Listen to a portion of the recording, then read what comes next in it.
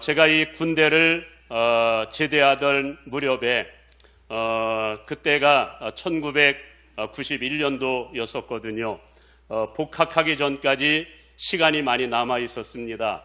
7월 25일 날 제대를 했는데 복학은 3월 달에 이루어지다 보니까 적어도 6개월 이상의 시간이 남다 보니까 이 시간 동안에 하길 원했던 두 가지가 있었거든요. 하나는 컴퓨터를 배우는 일이었고 또 하나는 운전학원에 등록을 해서 운전면허증을 취득하는 일이었습니다.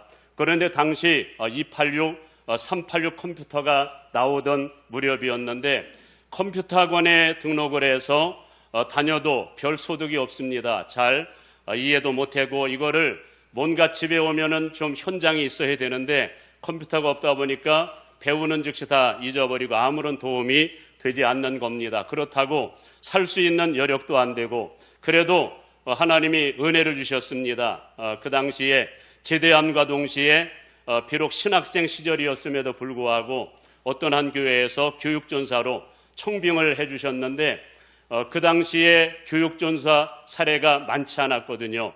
보통 적은 사람들은 한 20, 많이 받으면 한 30, 그 정도 선의 사례를 받던 그런 시절이었는데 저는 엄청난 대우를 받았습니다. 25만 원에 600%니까 짝수달은 50만 원씩 받게 되는 겁니다. 그뿐만이 아니고 제가 이 학생 신분이다 보니까 매 학기 등록금을 대주시는데 90만 원이 넘는 등록금이 나왔는데 그 모든 것들을 일체 책임을 져주시는 바람에 엄청나게 풍성하게 그렇게 사역을 했던 기억이 납니다. 그러다 보니까 그때 순간 결심을 하게 되었고 컴퓨터를 한 대 사자니 물론 그 당시에 삼성이나 대형 제품은 대형 대기업에서 나오는 제품들은 보통 한 200만 원 정도가 되었거든요. 지금보다 싸지 않습니다.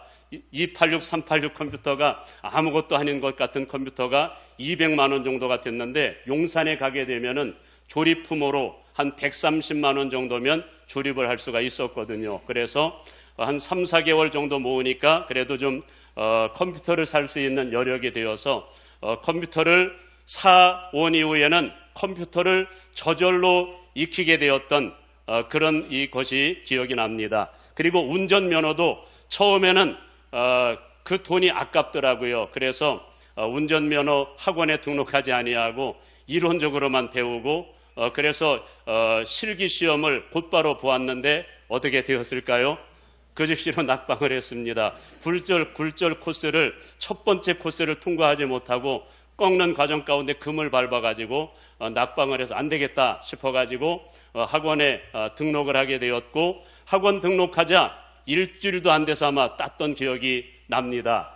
제가 무엇을 여러분들에게 말씀을 드리려고 하느냐 하면은 뭐든지 뭔가 좀 선하신 뭔가 이루려고 하는 계획이 있다면 뜻을 정해야 한다는 것이지요. 뜻을 정하고 거룩한 투자를 하지 아니하면 이룰 수가 없다는 겁니다. 우리가 섬기는 하나님도 우리가 하나님과 하나님의 나라를 위해서 거룩한 뜻을 정하기를 원하시는 하나님의 거룩한 뜻을 말씀을 통하여 발견하게 됩니다. 우리가 뜻을 정할 때 우리의 마음도 행복하잖아요. 뜻을 정하지 않으면 뭔가 열심으로 하나님을 섬기지 못하는데 뜻을 작정하면 막 가슴이 뜨겁잖아요.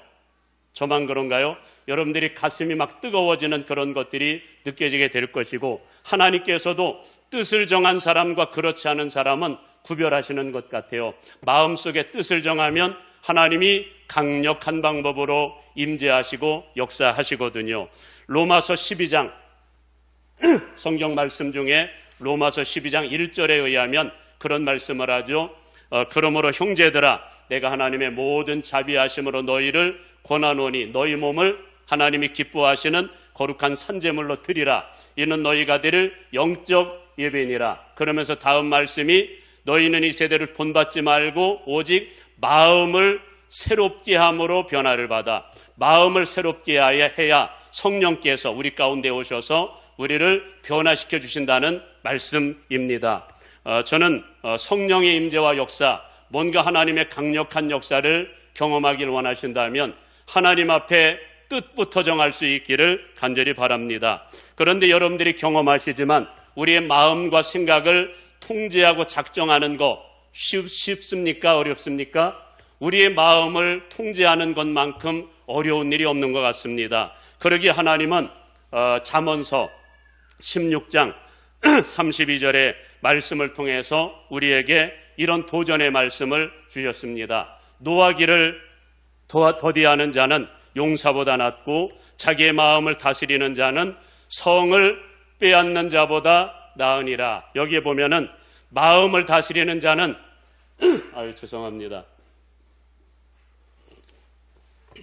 성을 빼앗는 것보다 낫다, 이런 말씀을 합니다. 여러분, 자기의 마음을 다스리는 자가 오늘 말씀에 의할 것 같으면 성을 빼앗는 것보다 낫다는 그런 표현을 하는 이유는, 성을 빼앗으면 여러분 그 안에 수많은 전리품들을 얻게 되니 부자가 되겠지요. 이를테면 물권을 얻게 되고요, 또 수많은 사람들을 포로로 얻게 되는 것이니 인권도 얻게 되고요, 또 성을 빼앗으면 뭐가 됩니까? 성주가 되잖아요. 성주가 되다 보니까 영권도 있다 보니 마음을 다스리는 자는 천하를 얻는 것과 같다, 이런 말씀을 하고 있는 겁니다. 그런 차원에서 우리가 섬기는 하나님도 우리에게 마음을 요구하신다는 사실, 여러분 사무엘상 16장에 보게 되면 하나님은 우리의 외모를 보지 아니하시고요, 중심을 보시는 하나님이시라고 말씀을 합니다. 심지어 하나님은 우리가 하나님을 향하여 거룩한 뜻만 정해도 그것이 작심삼일이 된다 할지라도 작심삼일 이후에 또 이렇게 작정하는 이런 사람들을 너무 기뻐하신다는 겁니다. 열왕기상 14장의 말씀에 보면 여로보암이라고 하는 왕이 등장하잖아요. 북조 이스라엘 왕들 가운데 악한 왕 중에 한 사람이 여로보암 왕이었거든요. 그런데 여로보암의 아들이었던 아비야라고 하는 아들이 거기에 등장을 합니다. 그런데 아비야라는 아들이 그만 병들어서 죽게 되었을 때 이 아들이 살지 여부를 물어보기 위해서 여로보암 왕이 자기 아내를 아히야라고 하는 유명한 선지자에게 보낸 겁니다. 그때 아히야 선지자가 무슨 말씀을 했는지 아십니까? 내가 여로보암의 죄로 말미암아 여로보암의 집에 속한 모든 사내들을 내가 전부 쓸어버릴 것이다. 그리고 네 아들 아비야도 네가 성 안에 들어가는 순간 죽을 것이다. 그러나 여로보암에게 속한 자 중에 아비야라고 하는 아들만이 열조들의 묘실에 들어가게 되리니 이는 그가 하나님을 향하여 거룩한 뜻을 품었기 때문이다. 이런 말씀을 합니다. 여러분, 하나님을 향해서 뜻만 품었을 뿐인데 여로보암의 모든 왕가가 다 하나님의 심판을 받는 과정 가운데 누구만 구원받았을까요? 아비야라고 하는 아들만 구원받았다는 겁니다. 하나님을 내가 잘 섬겨버리라, 내가 왕이 되면 나라를 잘 다스려버리라, 그 마음을 품었을 뿐인데도 불구하고 기쁘게 받으셨다는 말씀이지요. 뿐만 아니라 다윗도 여러분 사무엘하 7장에 보게 되면 그저 하나님을 향해서 거룩한 뜻을 품었을 뿐입니다. 하나님의 성전이, 하나님의 언약궤가 초라한 천막 가운데 있는 것을 안타까워하면서 성전을 건축한 것도 아닙니다. 그저 성전을 건축하겠다고 나단 선지자를 통하여 하나님께 마음을 표현만 했을 뿐입니다. 그랬더니 하나님은 얼마나 감격하시고 기뻐하시는지 사무엘하 7장의 말씀에 보게 되면 주시지 않은 축복이 없을 정도로 모든 축복을 쏟아부어주는 그런 장면이 기록되고 있지요. 여러분, 그런 차원에서 저는 금년도에는 작정 없이 신앙생활하지 마시고 한번 거룩한 작정을 하고 금년 한 해를 시작했으면 좋겠습니다. 그래서 여러분들의 모든 삶과 사역의 현장에 성령께서 임하시고 또 하나님이 강력한 방법으로 일하셔서 영적으로도 영적인 체험이 가득할 뿐만 아니라 여러분들을 통해서 하나님이 그건 놀라운 일들을 금년도에 많이 행하는 그런 은혜가 있기를 주님의 이름으로 축복합니다. 그런 차원에서 오늘은 하나님을 향해서, 하나님의 나라를 향해서 거룩한 뜻을 품었던 한 사람, 다니엘이라고 하는 한 사람을 만나볼까 합니다. 우리가 이 다니엘서를 묵상하다 보면 가장 먼저 눈에 들어오는 것이 다니엘이 당시에 얼마나 지혜가 충만했든지 늘 승승장구하는 그런 다니엘의 모습을 발견하고요. 또한 다니엘이 얼마나 성령에 충만하여 하나님의 마음과 거룩한 뜻을 알았든지 당시 다니엘은 이방 나라의 객이 되었음에도 불구하고 늘 하나님과 동역하는 가운데 하나님의 손에 강력하게 붙들려서 영적인 체험만 가득한 것이 아니라 하나님의 위대한 역사를 그 이방 나라에서 감당하는 그런 역할도 감당하고요. 뿐만이 아니고 여러분, 다니엘은 장수하는 은혜도 하나님이 허락해 주셔서 여러분, 왕들이 다 바뀌지만 다니엘은 이 총리 대신의 자리가 바뀌지가 않습니다. 자그마치 느부갓네살, 벨사살, 다리오, 그리고 오늘 본문에 나오는 고레스 왕 원년까지 그야말로 총리 대신의 역할을 하면서 큰 일을 감당하는 그런 이 다니엘의 모습을 발견합니다. 그렇다면 이유가 무엇이었을까요? 그 능력의 원천이 도대체 무엇이었을까요? 이유는 간단합니다. 오늘 하나님이 주시고자 하시는 말씀은 하나님을 향해서 거룩한 뜻을 품었기 때문이다, 이 말씀을 하시고 계시는 겁니다. 1차적으로는 자신의 영혼을 위해서, 이를테면 늘 성령 충만함을 위해서 뜻을 정하였다는 말씀이고, 2차적으로는 하나님의 나라와 하나님의 거룩한 뜻이 이 땅 가운데 이루어져서 어떻게든 이스라엘이라고 하는 나라를 통하여 하나님이 영광 받으시고 그 나라가 복의 근원이 되어서 천하만민이 하나님의 나라가 되도록, 이것이 바로 다니엘이 품었던 거룩한 뜻이었다는 것이지요. 우선은 다니엘이 자신의 영혼을 위해서 거룩한 뜻을 품은 것이 있었다면, 오늘 우리가 함께 읽었던 다니엘서 1장의 말씀에 의하면 포로로 끌려가면서부터 뜻을 작정한 것이 있었으니, 그것은 바로 오늘 말씀에 의하면 왕의 음식과 포도주로 자기를 더럽히지 아니하리라 라고 하는 뜻을 정합니다. 한마디로 하나님과 맺었던 언약의 말씀을 따라서 거룩한 백성의 길을 걸어가리라, 이런 뜻을 정합니다. 왜 왕의 음식과 포도주를 먹지 않기로 작정을 했을까요? 아마도 1차적으로는 거룩함을 위해서 하나님께서 먹지 말라고 규정해 놓았던 음식들이 레위기 11장의 말씀에 기록되고 있거든요. 그런데 이방 나라 음식이다 보니, 또 왕의 음식이다 보니 얼마나 하나님이 명하지 않는 그런 음식들이 많이 올라왔겠습니까? 그리고 또 한 가지는 우상 제물을 당시에는 왕의 진미 가운데 올라오다 보니까 왕의 진미를 내가 먹지 아니하리라, 우상 숭배하지 않기로 작정하는 그런 마음도 담겨져 있고요. 거기다가 아마도 그런 마음도 있었을 것 같습니다.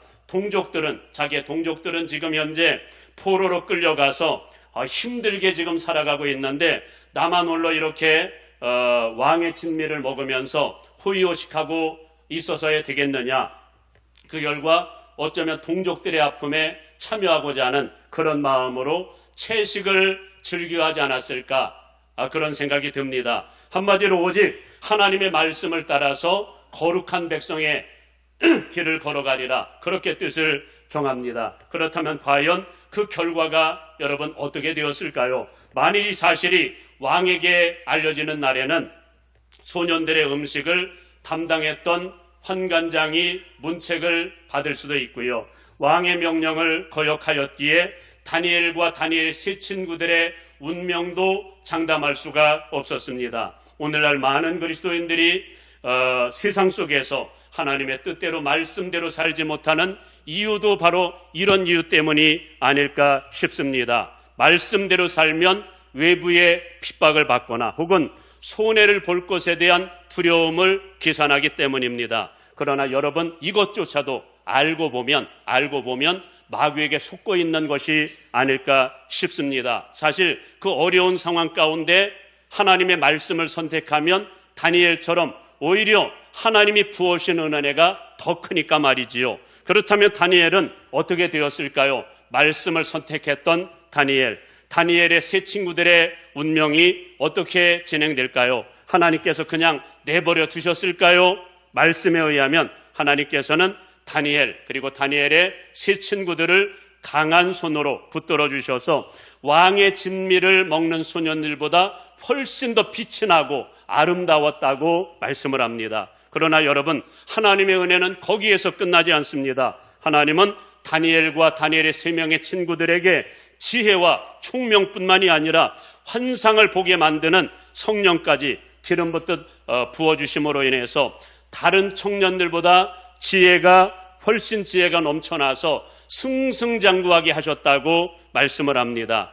여러분, 이것이 말씀을 쫓아가는 사람들에게 부어주시는 은혜입니다. 사랑하는 성도 여러분, 저는 여러분들도 하나님을 향해서 금년도에는 거룩한 뜻을 품었으면 좋겠고요. 거룩한 뜻을 품으면 반드시 시험이 옵니다. 그것을 이행해 나갈 수 없는 상황에 반드시 맞닥뜨리게 됩니다. 이게 하나님의 시험인지 어둠의 영들의 역사인지는 몰라도 반드시 나타나게 되는데, 뛰어넘으면 하나님의 기적을 경험하지만 거기서 포기하면 참 우리는 오히려 마귀가 기뻐하는 패배자가 되기도 한다는 겁니다.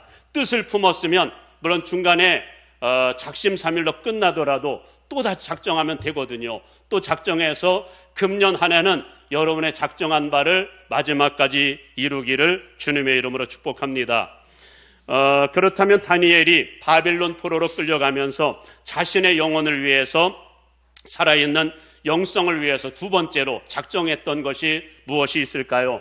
여러분, 이제 껑충 뛰어넘어서 다니엘 6장으로 건너가서 보게 되면 다니엘은 이 바벨론 포로로 끌려가면서 작정한 것이 하루에 3번 예루살렘 성전을 바라보며 매일같이 기도하리라. 그리고 상황은 어둡지만 나는 매일같이 하루에 3번씩 감사하리라. 이런 뜻을 정합니다. 여러분, 다니엘 6장 10절 말씀에 의하면 당시에 이런 뜻을 정할 상황이 아니었습니다. 말씀에 의하면 이런 말씀이 기록되고 있죠. 다니엘이 이 조서에 왕의 도장이 찍힌 것을 알고도 자기 집에 돌아가서는 윗방에 올라가 예루살렘으로 향한 창문을 열고 전에 하던 대로 하루 3번씩 무릎을 꿇고 기도하며 그의 하나님께 감사하였더라.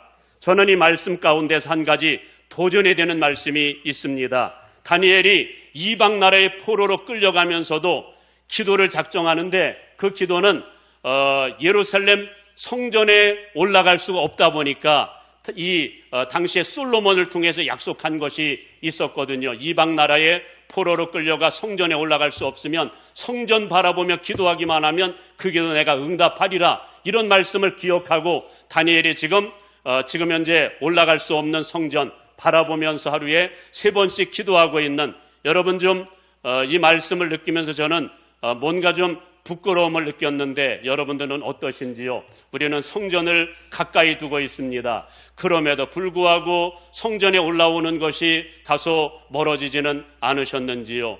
오늘 다니엘이 좀 도전이 되었으면 좋겠고요. 또한 지금 상황이 어두운 상황입니다. 총리들과 고관들이 합세해서 다니엘을 죽이기 위해서 덫을 놓은 상황이었거든요. 이를테면 앞으로 한 달 안에 왕 외에 다른 신에게 절을 하거나 기도하는 사람이 있으면 사자굴에 던져넣기로 이미 그렇게 조서를 만들어 이미 모든 백성들에게 전하였고 허락을 받은 상태였거든요.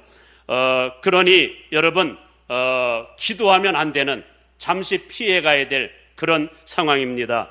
그런데도 불구하고 도전받을 상황은, 그럼에도 불구하고 다니엘이 선택한 것은 오히려 사람들이 보도록 창문을 다 열어놓고 막 더 큰 소리로 기도하고 있는 다니엘의 모습을 발견합니다. 그 결과 이번에도 하나님은 역전 드라마를 만드셔서 그를 죽이려고 했던 고관들, 총리들을 사자굴 속에 던져 넣으시고, 또 다니엘은 영적인 체험을 통해서 하나님은 영광 받으시고 다니엘을 더 높여주시는 그런 장면이 기록되고 있습니다. 그렇다면 우리가 이쯤에서 한 가지 주목해 볼 것이 있습니다. 아니, 다니엘은 도대체 어디에서 이런 뜨거운 열정이 가득 넘쳐나게 된 것일까요? 아니, 나라가 망하고 모든 백성들은 어둡게 신앙생활을 하고 있는데 어디에서 그런 비전 열정들이 막 가득해서 이렇게 뜨거운 열정으로 하나님을 섬기는 비밀이 도대체 무엇이 있었을까요? 여러분, 궁금하지 않습니까? 이유는 사실 다니엘이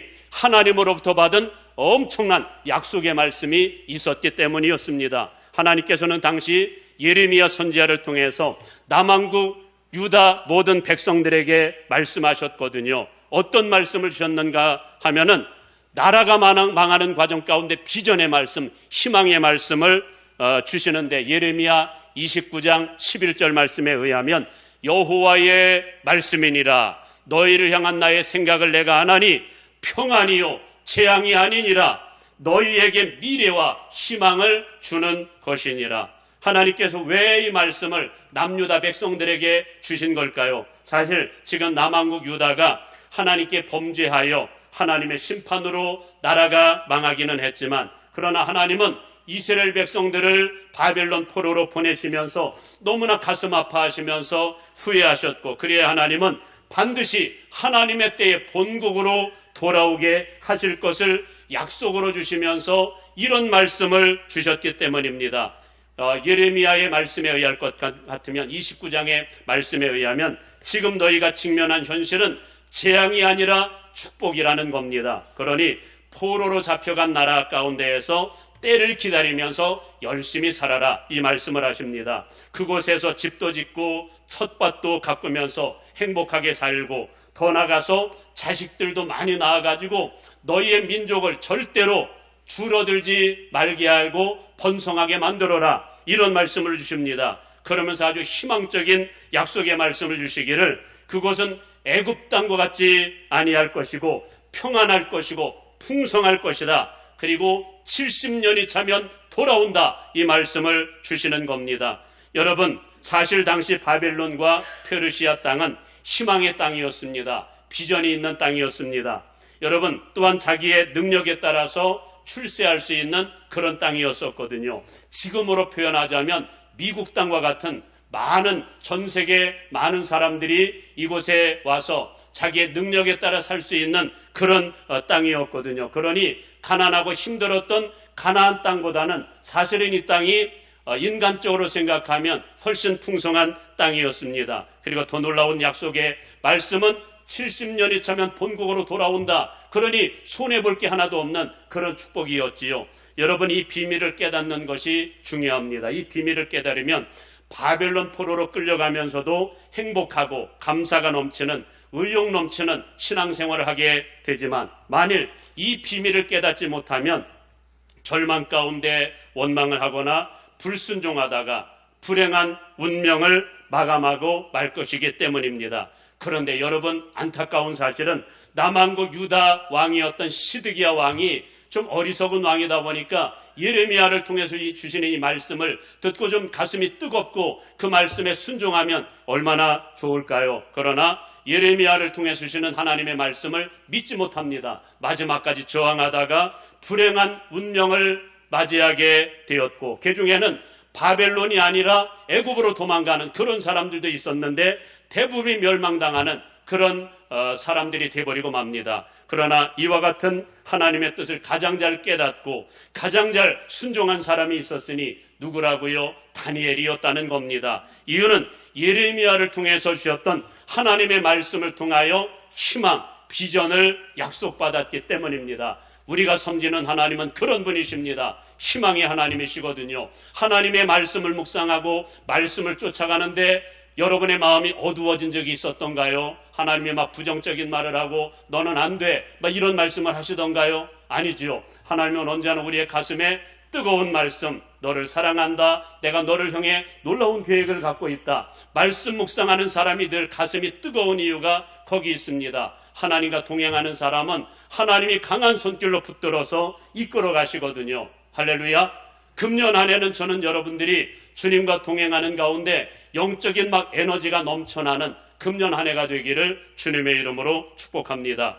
그리고 이것이 다니엘의 능력의 동력이었다는 말씀입니다. 그러나 우리가 이 다니엘서를 묵상하면서 다니엘을 통해서 더 큰 도전을 받는 것은, 다니엘은 단순히 자신의 영혼만을 위해서 뜻을 정한 것이 아니었더라고요.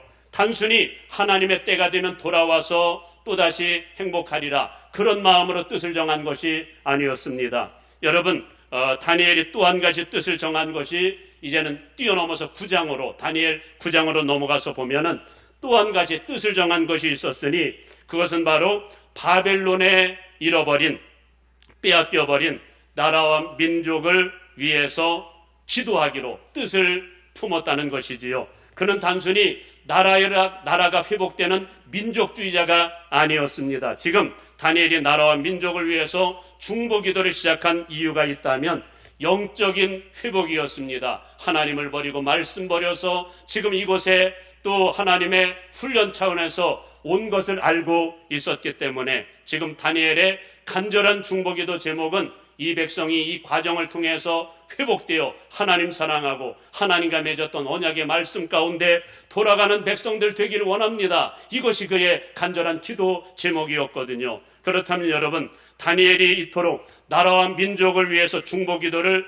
시작하게 된 배경이 뭘까요? 여러분, 배경이 있더라고요. 다니엘서 9장 2절에 의하면 다니엘이 중보기도를 시작하게 된 배경이 거기 나오게 되는데, 그 이유는 예레미야를 통해서 들었던 70년의 비밀을 알았기 때문입니다. 그런데 또 한 가지 알게 되었던 비밀은 하나님께서는 하나님의 이름을 위해서 이방 나라 가운데 너희가 빼앗겼던 떨어졌던 나의 이름을 회복시킬 것이다. 그런데 너희가 내게 대하여 하여 줄 것이 있다. 너희가 내게 구하여야 하리라. 하나님께 부르짖어 기도하여야 하리라. 그래야 내가 너희들 가운데 회복의 역사를 이루리라 라고 하는 말씀을 주셨거든요. 그런데 지금 현재 이 비밀을 알지 못합니다. 여전히 타락해 있고 여전히 하나님을 찾지 않고 기도하는 사람이 없다 보니까 다니엘이 중보기도를 작정했던 이유가 바로 거기에 있었습니다. 기도하는 사람이 없다 보니 나 혼자라도 내가 정말 하나님 앞에 하나님과 백성들 사이에 틈바구니에 들어가서 기도하리라. 그 결과 여러분, 그때가 BC 539년이었습니다. 기도를 작정하던 때가 그때였고 나라가 망했던 때가 BC 587년, 나라가 망한 지 48년째 되었을 때 지금 시국을 바라보면서 이런 작정을 했다는 말씀이지요. 그렇다면 여러분, 어떤 일이 벌어질까요? 여러분, 말씀에 의하면 다니엘 9장 4절부터 19절 말씀에 의하면 다니엘이 어떤 기도를 하나님 앞에 올려드렸는지의 원문이 담겨져 있고, 그 다음에 하나님이 다니엘의 기도에 어떻게 응답하였는가가 담겨져 있는데, 이런 내용으로 하나님 앞에 기도를 올려드렸습니다. 첫째는 이 백성이 하나님께 맺은 언약의 말씀을 버림으로 큰 죄를 범하였음을 고하면서 용서해달라고 회개기도. 둘째는 하나님의 심판으로 이 백성들이 이방 나라의 종이 되어 고통과 수치를 당하오니 하나님 긍휼을 베풀어 주시고 얼굴빛을 향하여 드사 회복시켜달라고.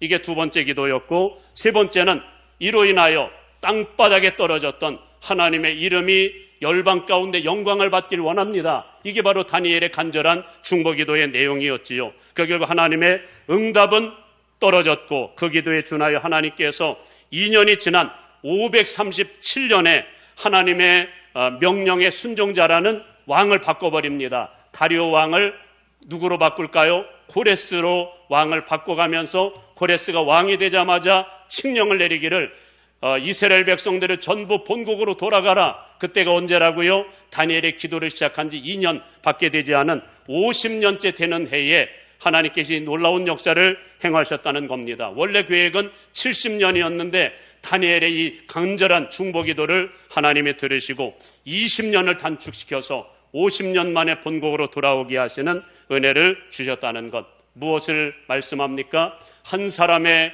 중보기도도 이렇게 막 한 나라의 운명을 결정 지을 정도로 강력하다는 말씀입니다. 사랑하는 여러분, 하나님께 뜻을 정한 한 사람의 기도도 이렇게 들으신다면, 공동체가 뜻을 정하여 하나님 앞에 기도한다면 얼마나 강력한 일들이 우리 가운데 일어날까요? 우리 주님은 두세 사람이, 공동체가 함께 뜻을 작정하여 중보하는 시간을 갖기를 원하십니다. 그러면 하늘에서는 어둠의 영들이 막 번개처럼 떨어지게 될 것이고, 사람들의 마음이 준비될 것이고, 우리가 복음을 전하면 복음 앞에 굴복하며 돌아오는 역사들이 많아지게 될 것입니다. 사랑하는 여러분, 그런 차원에서 오늘 다니엘의 작정이 오늘 저와 여러분들의 작정이 되었으면 좋겠습니다. 금년은 기도를 많이 하는 한 해가 되었으면 좋겠습니다.